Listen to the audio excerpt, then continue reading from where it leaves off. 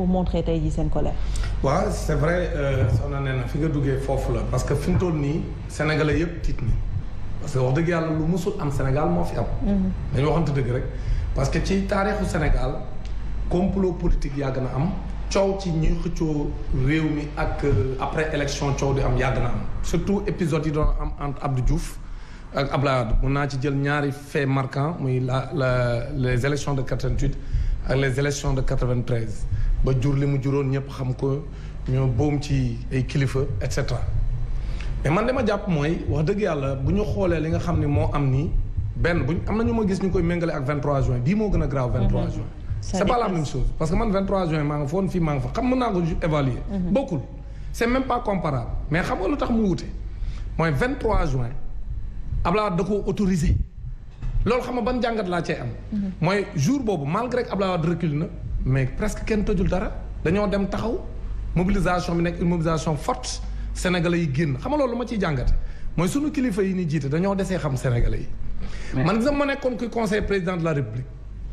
manifestation yëpp laay autorisé. mais Dame est-ce que foofu ce qu'il faudra retenir jàngat bi ñu ci war a am aussi Abdoulaye Wade à un moment donné il a fait preuve de recul. parce que céder aussi c'est pas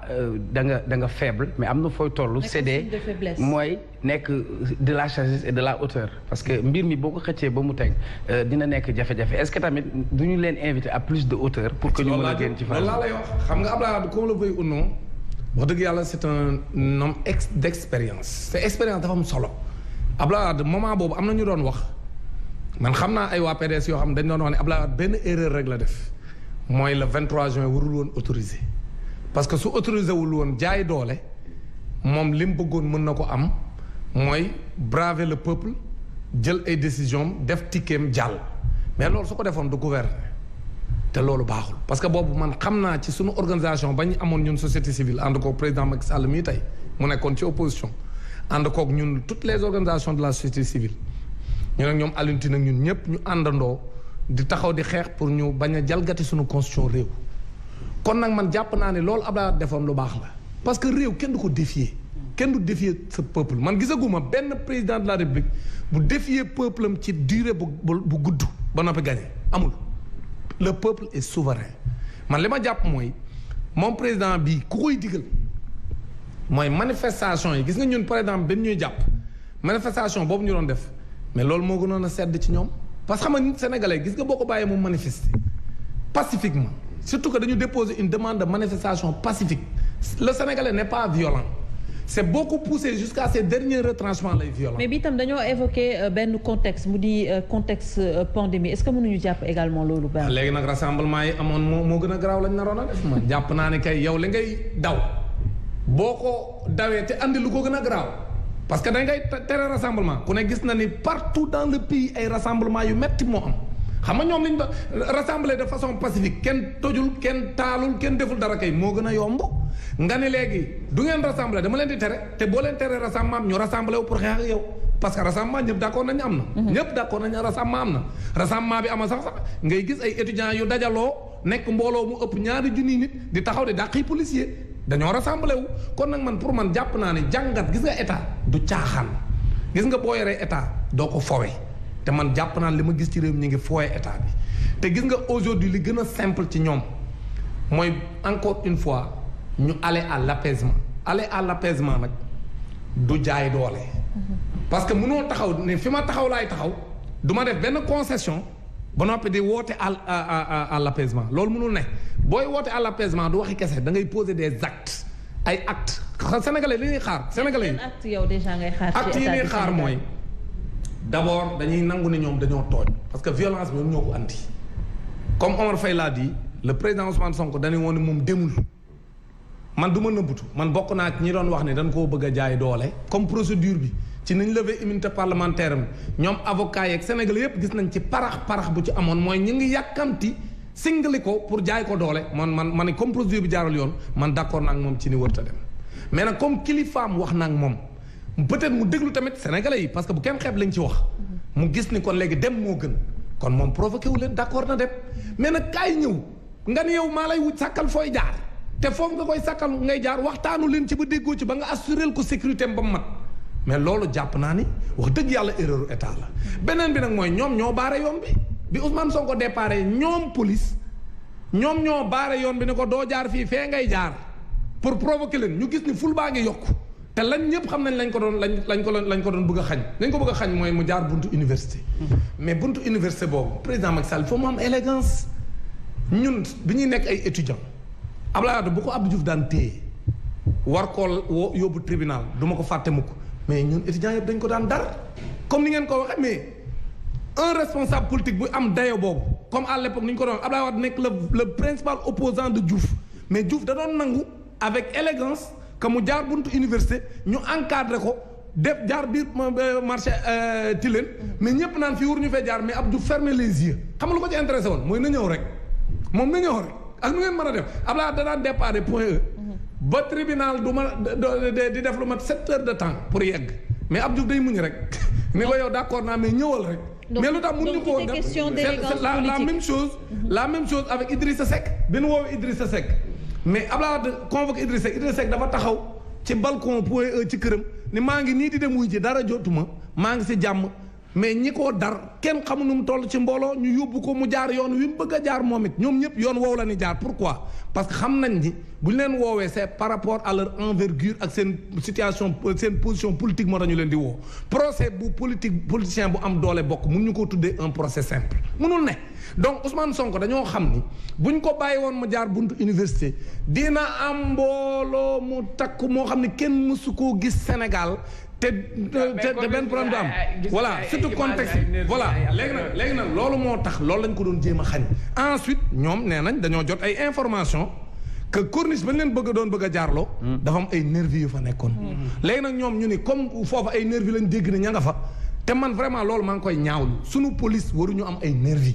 loolu c'est inacceptable man li may gis nii ci réew mi mais mus fi am c'est-à-dire bu fekkente ni am na ñuy may dégg ñuy ruube naan ay policiers yi c'est des civils c'est pas des policiers policier civil du jàppaate moom day civilu di dimbali ñi nga xam ñoo yor seen tenue loolu lay def di leen jox renseignement yi di dugg di infiltrer. su demee ba mais du jàpp brassard bu muy takk buy wane ne que identifié nañ ko ci la police duñ jàpp kenn ñoom dañu nekk ci biir ful bi mais duñ jàpp kenn loolu moo am ci réew yëpp Sénégal mënu fi def lu benn réew deful police civile bi buñ nekkee ci biir askan wi c'est pour permettre à la police bi nga xam si ñoom ñoo ñëw pour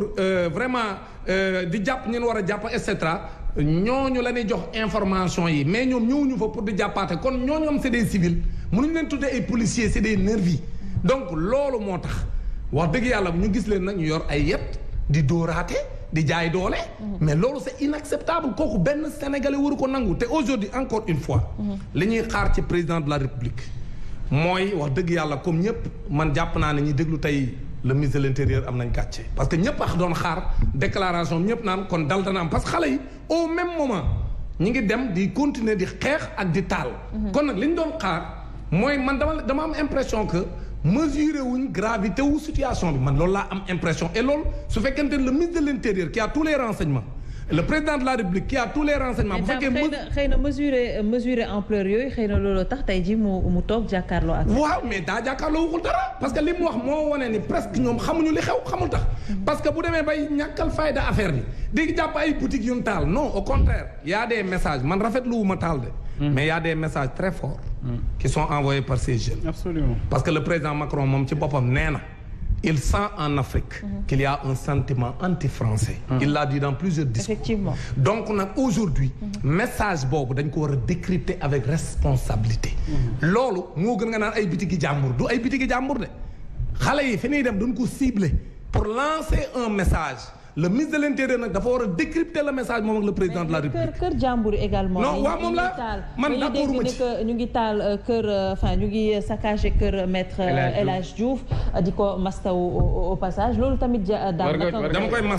dama koy mastaw parce que Sénégal te wax dëgg yàlla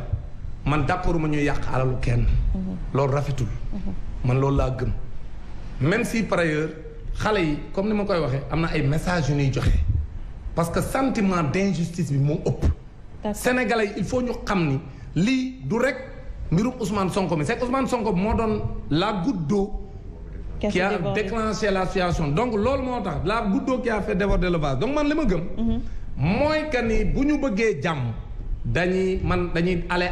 à l'apaisement te aller à l'apaisement mooy comme ñëpp gis nañ ne la taxoon ñu koy tuumaal moom yàqu na